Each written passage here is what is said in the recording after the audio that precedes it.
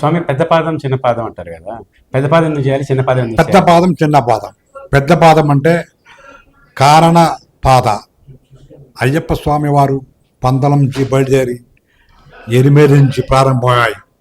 పేరూరు తోడు, కాళగట్టి, అడుదానది, కాళగట్టి, కరిమల, కరిమలం తోడు, పుదుచ్చేరి, చెరియానమట్టం, పెరియానమట్టం. ఇది పెద్ద పాదం అంటారు. ఈ యొక్క పెద్ద పాదం అంటే దీక్ష, జ్యోతి దర్శనం, స్వామి దర్శనం, పంబా స్నానం, పంబా పూజ, పంబా సద్య, పంబా విளక్కు, చరణకోశం, దీని అన్నిటికీ ప్రాధాన్యమైనది, ప్రధానమైనది పెద్ద పాదమే. ఒక వ్యక్తి జీవితంలో ఒక్కసారిన పెద్ద పాదం పోయి రావాలి.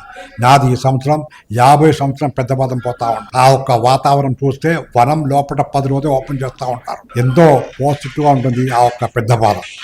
ఎందుకంటే ఔషధం ఉన్న చెట్లు, ఒక్క మృగం కూడా మనకి ఏం చేయదు. మీ యొక్క ఆకలి ఉండదు, నిద్ర ఉండదు, ఎప్పుడు సామ్న కాన్సన్ట్రేషన్ వస్తూ ఉంటుంది.